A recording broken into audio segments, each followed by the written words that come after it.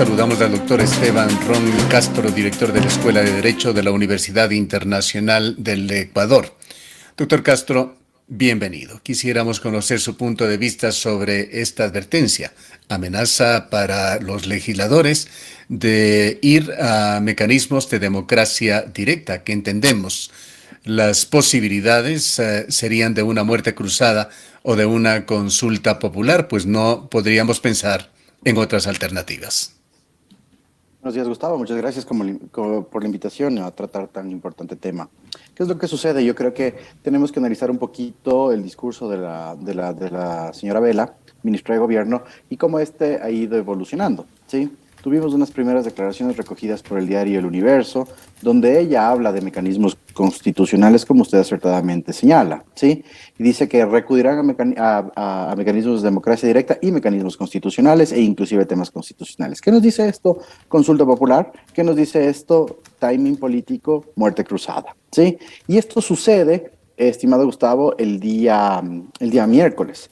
El día jueves, y obviamente es también yo creo que era parte de una estrategia comunicacional por parte de no sé quién le lleve la comunicación realmente, pero era una estrategia ya vívida en anteriores carteras de Estado y demás. Entonces empieza una gira de medios en la cual trata de decir esto. ¿Qué es lo que pasa? Hay una reacción social, ¿sí? Hay una reacción social, hay una reacción política, hay una reacción de la opinión pública y dicen, no, señora Vela, por ahí no va el asunto, aquí no vienen las amenazas. Y es hasta algo gracioso que el día jueves baja totalmente de tono en otros medios de comunicación, la señora Vela, ¿sí? Baja totalmente de tono y señala que ella no ha hablado de muerte cruzada, que hay otro tipo de mecanismos constitucionales. Y luego baja de tono más aún, ¿sí? Veamos también un poco las redes sociales, siempre es importante. La doctora Tibán, Lourdes Tibán, hace una reflexión y dice que ella no asesorará a los miembros de Pachacutic y habla de este tema de la amenaza de la muerte cruzada y cita, y de hecho yo también lo hice en su momento, porque recuerdo que también fue una estrategia del exministro Romo, una noticia en abril del 2020, entre el 17 y el 20 de abril, donde María Paula Romo hace la misma reflexión y utiliza hasta las mismas palabras. Entonces, claro, Lourdes Tibán hace esta comparación del discurso de Alexandra Vela y de María Paula Romo, y ¿qué es lo que hace el Ministerio de Gobierno de su cuenta institucional? Le contesta una cuenta institucional a la doctora Tibán. Muy pocas veces se ve. Y el día de ayer baja totalmente de tono y ya no se habla de muerte cruzada. Se dice que nunca se ha dicho muerte cruzada. Entonces yo creo que Sí, la es un palabra tema en realidad muy... no la han mencionado, doctor Castro, pero ¿qué se puede entender por democracia directa, a más de las dos alternativas que le he mencionado? Ninguna otra. Democracia directa es consulta popular. Sí, y de hecho el presidente Guillermo Lazo ha señalado inclusive en las otras entrevistas a lo largo de la semana, ¿sí? Que se hablaba de consulta popular. Pero cuando hablaba de timing político y cuando le ponía un deadline a la Asamblea hasta diciembre, no se decía muerte cruzada. Pero obviamente uno tiene, o el espectro de la opinión pública hace pensar que es una muerte cruzada, porque cuando se habla de timing político y de bloqueo legislativo, no queda otra. No hay otro mecanismo de democracia directa y no hay otro mecanismo constitucional. Y claro, obviamente la interpretación que se da en los primeros 2 días después del anuncio, se habló de muerte cruzada y luego desde la institucionalidad del Ministerio de Gobierno se dice que nunca se lo dijo, pero queda sembrada Pero, ya en el ¿qué espectro, estaba ¿sí? pretendiendo la ministra? ¿Qué estaba pretendiendo el gobierno con estas declaraciones? ¿Curarse en salud, doctor Ron?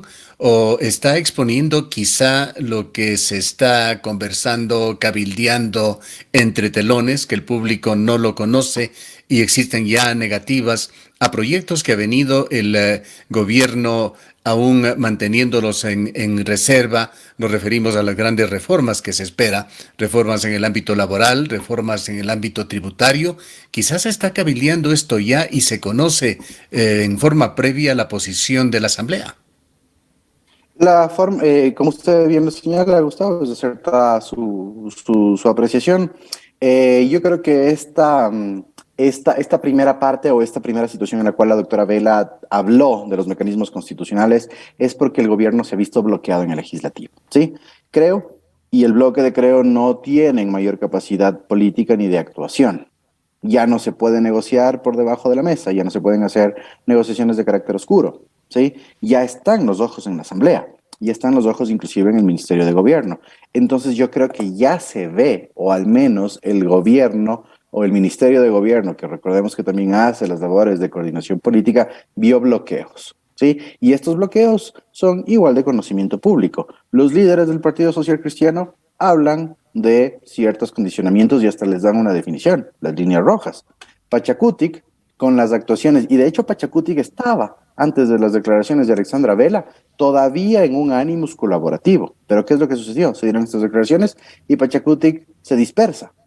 Ya sabemos cuál es la posición del lado de la Revolución Ciudadana, ¿no es cierto? De los asambleístas del correísmo. Entonces, en ese sentido, ven más, yo creo que en este caso el gobierno vio un bloqueo, pero no es un bloqueo de facto, ojo, ¿no? No es que la Asamblea ha dicho, no, aquí no van a pasar las leyes de carácter económico urgente, aquí no van a pasar las leyes de carácter laboral, aquí no van a pasar las reformas tributarias, como usted bien lo señala, Gustavo.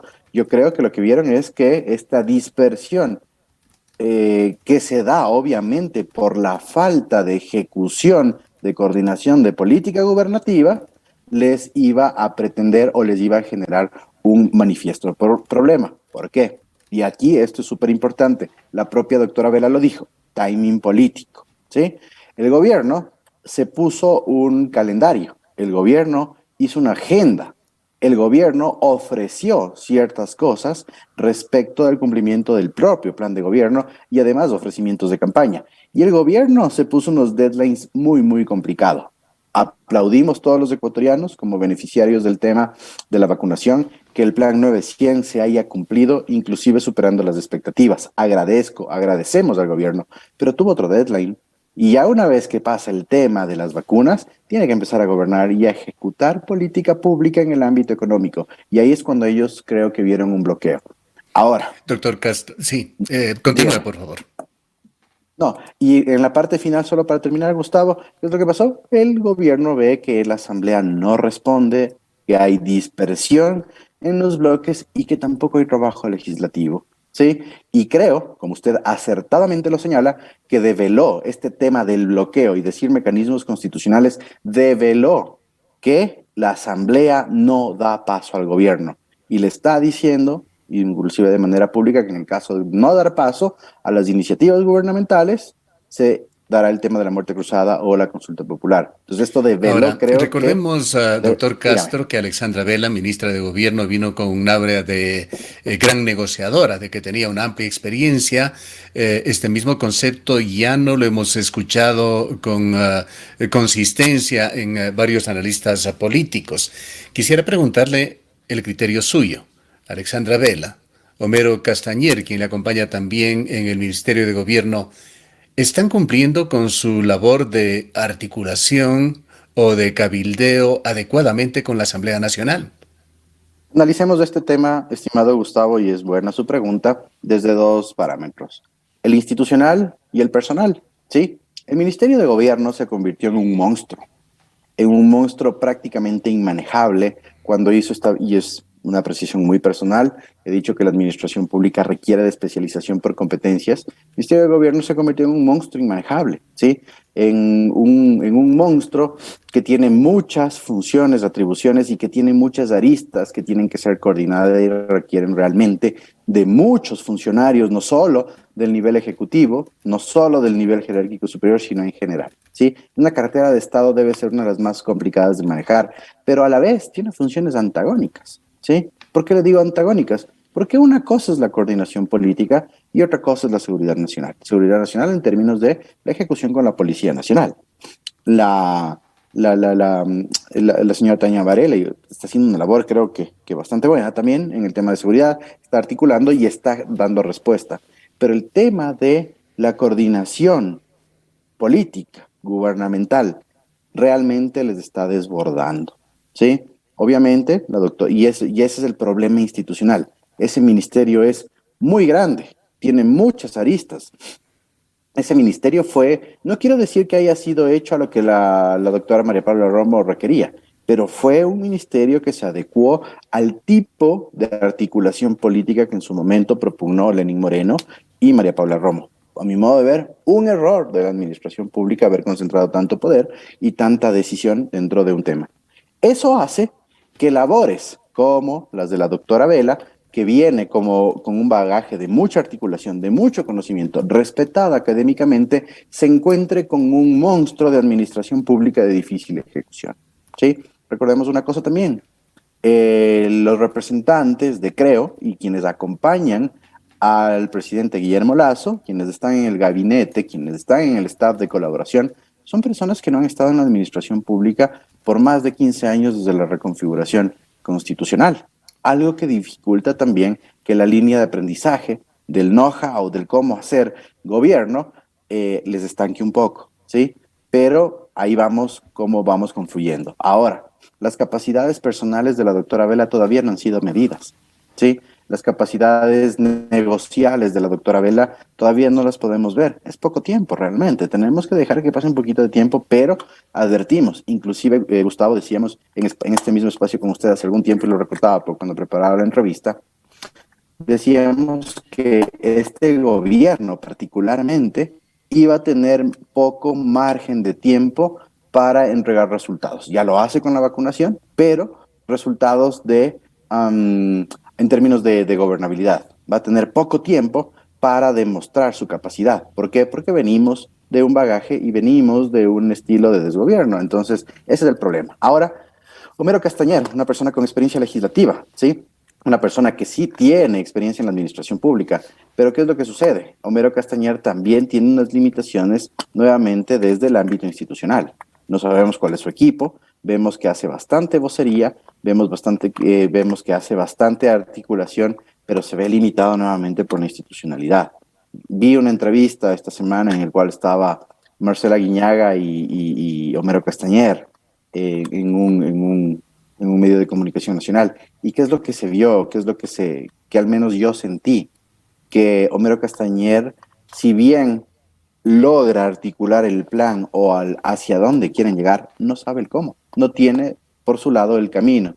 No voy a hablar de la abogada Guiñaga porque no viene al caso, ¿sí? Pero Homero Castañer, y eso le criticaba a Marcela Guiñaga, decía, pero ¿cómo van a llegar a hacer esto? ¿Dónde está la colaboración? ¿Dónde está la articulación? Y lamentablemente no hay respuestas a esto, ¿sí? Creo que el Ahora, equipo... eh, dígame, Gustavo. abogado Ron, ¿qué es lo que piensa usted? ¿Qué motivó estas declaraciones de Alexandra Vela a mediados de semana?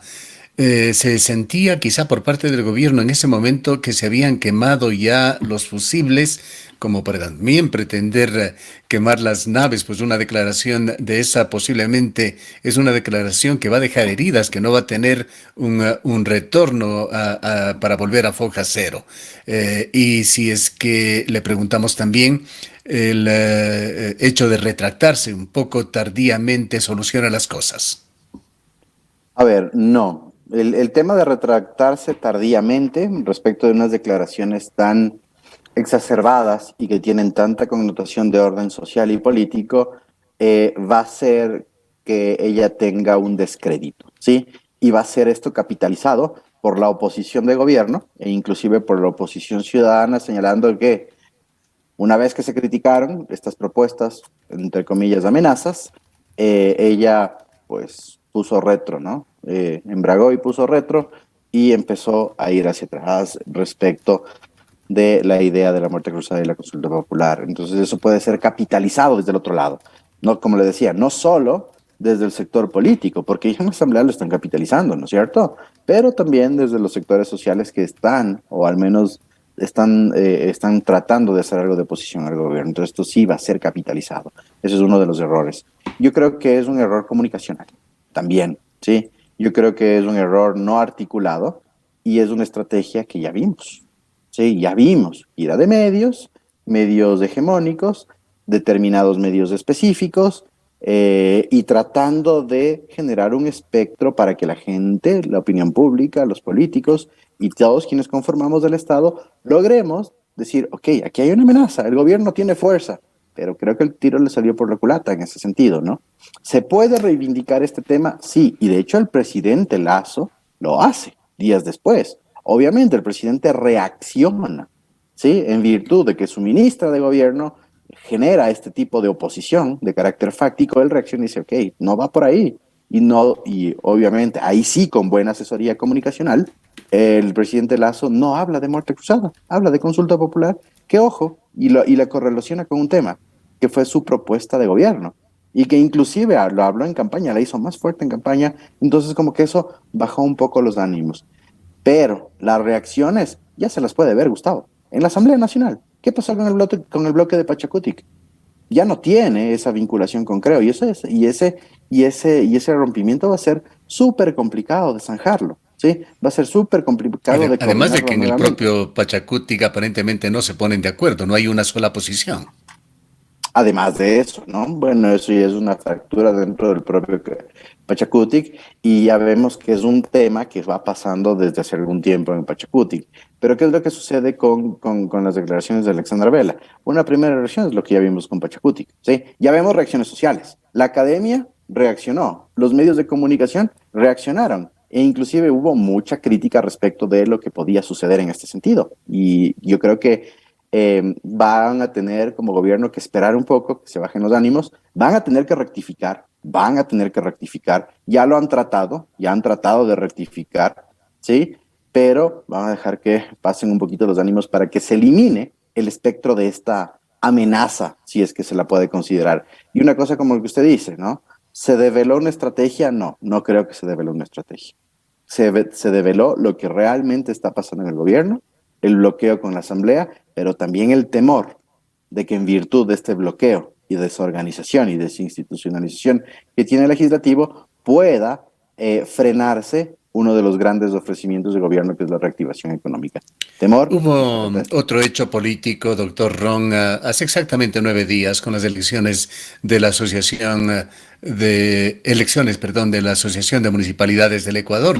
Un hecho que se lo ha tratado quizá con un perfil bajo, pero que nos parece que debería tener un poco de análisis. Allí se habló de una injerencia del gobierno en esa elección, incluso de la entrega de tractores, de depósitos, denuncias que no pudieron ser sustentadas. Pero, ¿cuál es la lectura que le queda a usted? El apoyo buscado, supuestamente, en la Asociación de Municipalidades del Ecuador, en los más de 200 municipios ecuatorianos, dan cuenta de las debilidades políticas del gobierno y de su necesidad de apoyo. A ver, el tema de la elección de la AME dentro de la Asociación de Municipalidades tuvo un ciclo, ¿sí? Eh, Legalmente correspondía ya hacer el cambio de representante de AME. En este sentido, pues el anterior presidente buscó, o al menos señaló, que él no se iba a reelegir, ¿sí? Y por otro lado teníamos candidatos dispersos, si seguimos un poco la línea de lo que pasaba. El alcalde de Machala quería ser presidente de AME, de Loja también me parece, o inclusive las reelecciones por parte del, como le decía, aunque no lo dijo, pero pasaba.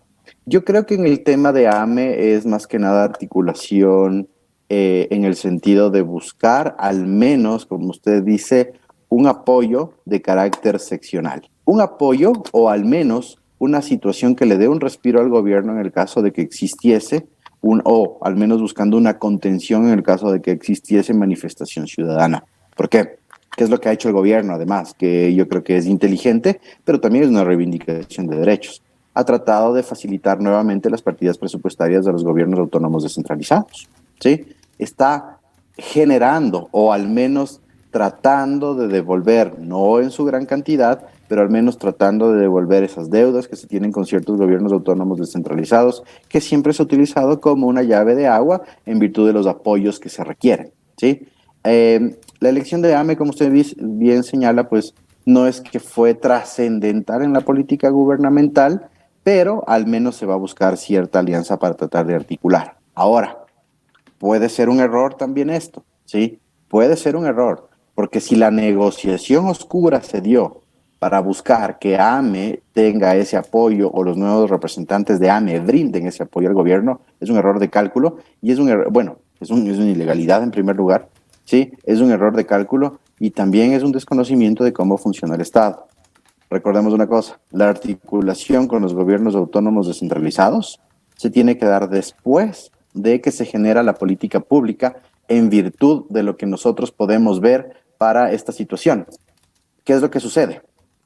El gobierno en este momento, o al menos la ejecución de las políticas públicas y de los planes de gobierno, radican en el gobierno central, dentro de las atribuciones y funciones. Vacunación, seguridad, educación y economía radican estrictamente en el gobierno central. No requieren de una articulación con los autónomos descentralizados. Ahora, que se quiera tal vez capitalizar o al menos realizar una conjunción de carácter político con lo que sucede en la Asamblea y buscar apoyos en la Asamblea a través de los GATS, ya se intentó, ya lo intentó María Paula Rom, ya se lo hizo en el gobierno anterior, pero la dispersión política que nosotros tenemos en el Ecuador hace que esta subsidiariedad de apoyos políticos buscados a través de los gobiernos autónomos descentralizados no rinda los efectos necesarios. ¿Por qué? Porque siempre van a haber actores intermedios. Yo puedo ayudar a un alcalde de una tienda política específica que tal vez me refleje en la asamblea. Es jugar con algo totalmente incierto, estimado Gustavo. En todo caso, cumplida la meta más importante, esta de la vacunación, indispensable para que el gobierno entre con pie firme y tenga una plataforma. Paralelamente, el gobierno venía ablandando su imagen con todas las técnicas, incluyendo el TikTok, en una especie de luna de miel con todos los sectores políticos del país. Hasta aquí se ha llegado a los 100 días y va llegando, le preguntamos, abogado Ron, el momento de tratar temas más complejos y polémicos que irán mostrando la realidad en materia política del gobierno en esta etapa posterior a los 100 días. Sí, definitivamente es hora de gobernar, se acaba la luna de miel, ¿sí? El gobierno tenía clarísimo un tema, que tenía que lograr una articulación de la vacunación, ¿sí? Tenía que ejecutar vacunación, eso lo tenía clarísimo el gobierno porque fue su ofrecimiento. Además que eso iba a realizar o iba a generar e inclusive allanar el camino para ya luego la ejecución gubernamental, ¿sí? Eso es súper, súper importante, lo logra, pero una vez que el gobierno tiene o al menos ha cumplido su primera meta, que es una meta transversal estructural, el tema de salud pública en virtud de la vacuna, logrado. Pero ahora tiene que empezar a gobernar. Y ahora es cuando se topan los problemas más delicados. ¿Por qué?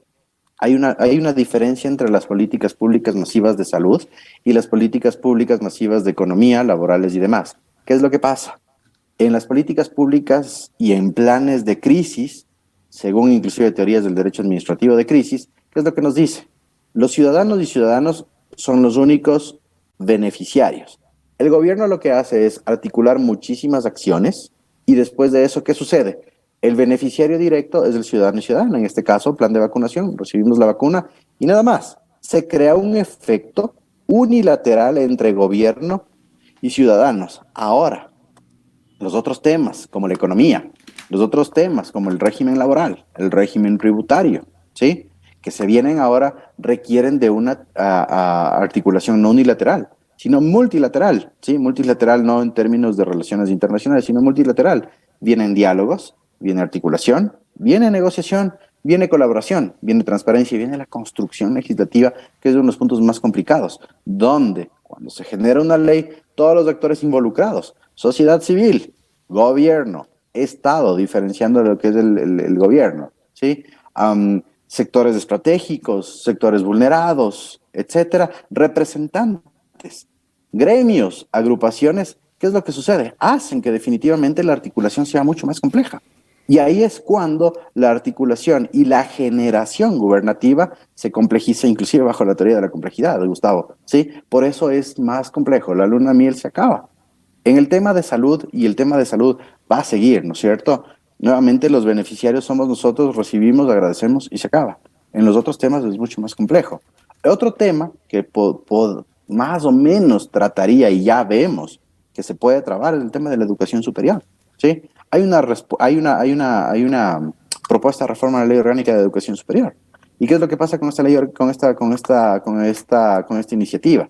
Ya se está debatiendo, ¿sí? En mi caso, dentro de la Universidad Internacional, ya hay una comisión de análisis de esta reforma. Y vienen un montón de actores, ¿sí? Eso en un proceso simplificado, como es la educación superior. Simplificado, no quitándole la complejidad, ¿no? Se puede articular de mejor manera. Pero vamos al tema económico, vamos al tema laboral, vamos al tema tributario. Los actores se multiplican, ¿sí? hay intermediarios y inclusive hay subactores. Y eso es lo que complejiza la articulación. Y si el Ministerio de Gobierno no logra una articulación adecuada, difíciles resultados vamos a tener. Gracias, doctor Ron. Pero no quisiéramos despedirnos sin antes preguntarle a usted, como quiteño y habitante de la capital de la República, cómo se está sintiendo en Quito la situación de Jorge Yunda. Un fallo de la Corte Provincial lo mantiene en su despacho hasta que la Corte Constitucional, lo dirima. Mientras tanto, en estos últimos días lo que hemos visto es esa rocambolesca actuación de, como le llaman en Quito, Baby Yunda. Complicado, Gustavo. Yo veo que la situación en Quito es bastante complicada. El proceso en general de remoción del alcalde Yunda tuvo varias vicisitudes, tiene muchísimas aristas, y hablemos nuevamente de democracia directa, ¿no? El proceso de remoción fue activado por un colectivo, se logra realizarlo. ¿Qué es lo que sucede después? Se utilizan un montón de artilugios, subterfugios en el ámbito jurídico, ¿sí? Decisiones dispersas, jueces que toman actuaciones al margen de la ley o al menos son paralegales, Tribunal Contencioso Electoral, que utilice un coloquialismo, temblando ante las presiones de Jorge Yunda, un presidente del Tribunal Contencioso Electoral con unas actuaciones paupérrimas, una corte provincial que se extralimita en sus decisiones y nada, ahora creo que es la última oportunidad que radica tanto en el Tribunal Contencioso Electoral para señalar que efectivamente existió una infracción por parte del alcalde Yunda, como en la Corte Constitucional, para desentrañar todo este juego. Mientras tanto, como quiteño, yo creo que la mejor palabra o la palabra que mejor define la situación es hartazgo, ¿sí? Hay un hartazgo de cómo se trató a Quito desde la alcaldía. Hay un hartazgo de la situación de cómo se manejó, no es peyorativo, como una hacienda, los fondos públicos. Hay un hartazgo de la indeterminación y este juego de poderes, y hay un hartazgo también de esta situación de cómo el hijo del alcalde Yunda podía jugar con los intereses de los quiteños de una manera tan simple como a través de un mensaje. Eso yo creo que es la única definición. Ahora todo queda depositado en la resolución de la acción extraordinaria de protección en la Corte Constitucional, y yo creo que este fallo, aparte de la trascendencia política que tiene, es el tiempo para poner en orden la justicia, ¿sí?